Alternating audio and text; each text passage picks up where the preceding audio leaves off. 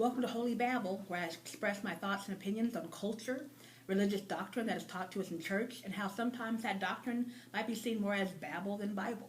I'll let you decide that. Hopefully this video will not come out upside down. I don't know why some of my videos do that, because I do not mess with my camera once I start recording.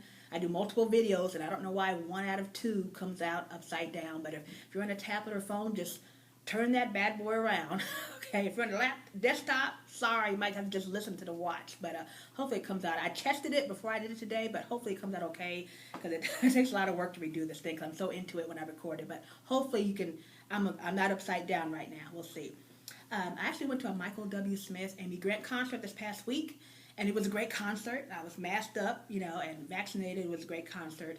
And Michael W. Smith, he made the comment, we know both of them are Christian artists, so we expect them to give some of that back to us, which was fine. But he talked about, just remember, God's always got your back, which is kind of strange for an older white crowd, but I was like one out of two black people in the crowd, but that's not really how y'all talk, but so be it. He's a younger person. But I thought that would be a great topic to kind of expand on, even though I'd already kind of was going to talk about this before I went to the concert. So today's title is called A False Sense of Security. Okay, speaking of, God's always got your back, okay? This is called a false sense of security. That's our topic today. And so basically, I would almost characterize this as a disease, or even just actually something that's just dangerous to the human psyche, when it is constantly pumped into your head that as a child of God, you are safe, you are protected, or that God always provides. How many have we heard that? God always provides. And I just started to say, is that really true? Is that really true? I mean, how do y'all just say these bold statements? And it's not true, y'all. Y'all wrong for putting that in people's heads. That's why so many of us are so hurt. Not me particularly, because I have a totally different reason for how I got to where I'm at. But to say God always provides, God always has your back. Not He sometimes provides, He sometimes has your back. He always. Honey, don't nobody, not even God, always has your back. Your best friend doesn't always have your back. Your parents don't always have your back. Your husband and wife doesn't always, and that includes God. Sorry, we need to just call that out. We need to call that out.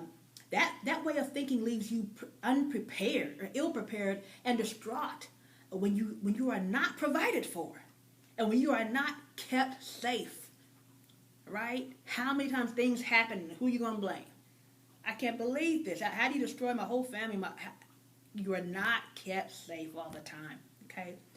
You're going to hear people say, "I can't believe this happened to me," or "They didn't deserve that. I can't believe that happened to those people. They were good people. They were Christians. They're supposed to be protected." Well, yeah, okay. And whether you're Christian or not, we're all going to go through crap. Ain't nobody protected, Christian or not. We're all going to go through life. Okay, not protected.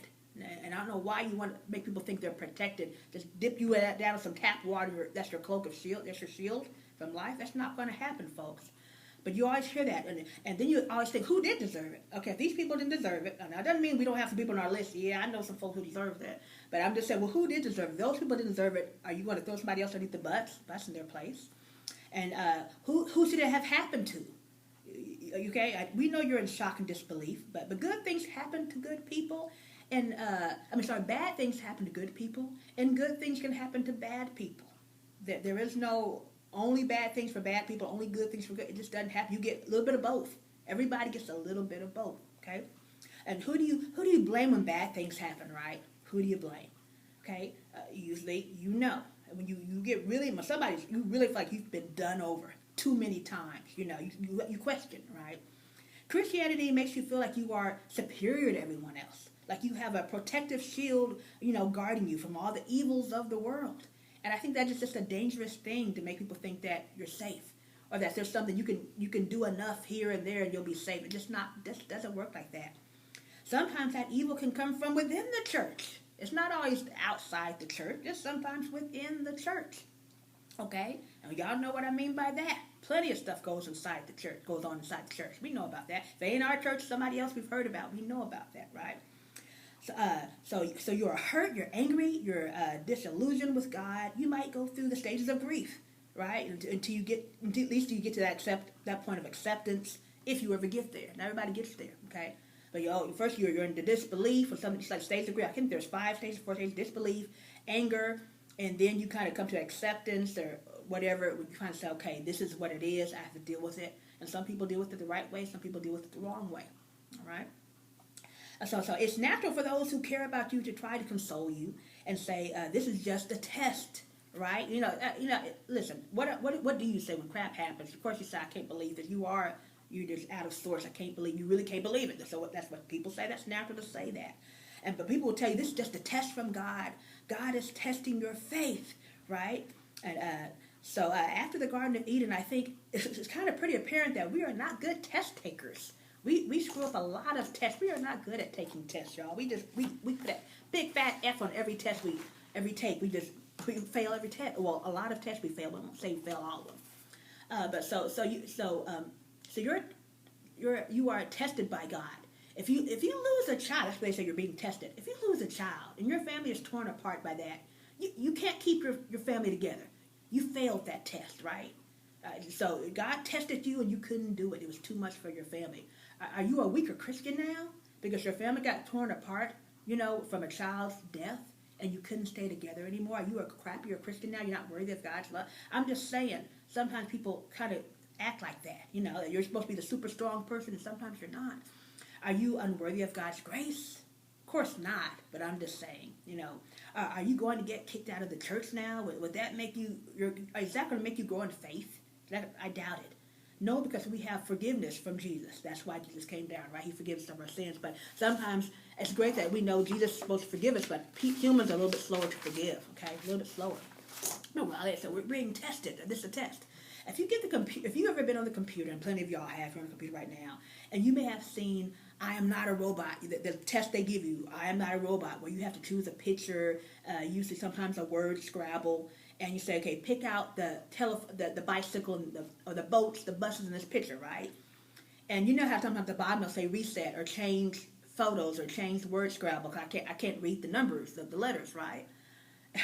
So don't you wish we could do that when God supposedly gives us a test? This is a test. Kill off all your family, have a tornado, blow your house away, do this, lose your job. It's just a test. Can I hit reset? Can I get a different test? Don't you wish you could do that just like on that I'm not a robot, Yeah, and that's a great saying. Lord, I am not a robot. I'm a human being, okay? I'm going to fail some tests. I'm not going to do it. I'm not going to respond the way or react the way you might want me to react. I'm not a robot, okay? But we live in this blessed culture. And I mean that in good, positive way and a negative way. It's okay that humans have the power to bless each other. And that's a wonderful thing. That I want to bless somebody with this gift. I want to do a kind favor for somebody. I want to bless this person today. Or things sometimes just work out in a way you say, now some people say, oh, that's God, but I'm going to get into that more here in a minute. But, and I understand that it's just a way of taking into account all the good things going on in your life, and being thankful for it, and keeping a positive outlook on life. There's nothing wrong with that. That's cool. But unless you are locked up in a basement somewhere, everyone should have something you could be thankful for. And what I say is, everybody always says, listen, if that's the case, let's say you really are locked up in a basement somewhere against your will, then you're not going to be singing, this is the day that the Lord has made, I will rejoice. You're not going to be singing that. And people say, you should be thankful for every day that you wake up.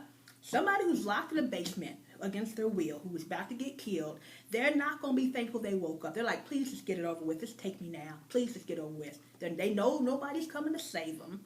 It's not going to be an easy death. It's going to be a slow, painful death. And no, they're not thankful that they woke up today. They don't feel blessed that God called them. No. Okay? We have to keep it real on this, on my segment. We're going to keep it real. Everybody's not thankful they woke up again to get tortured again. So they can finally, they're like, please just kill me soon.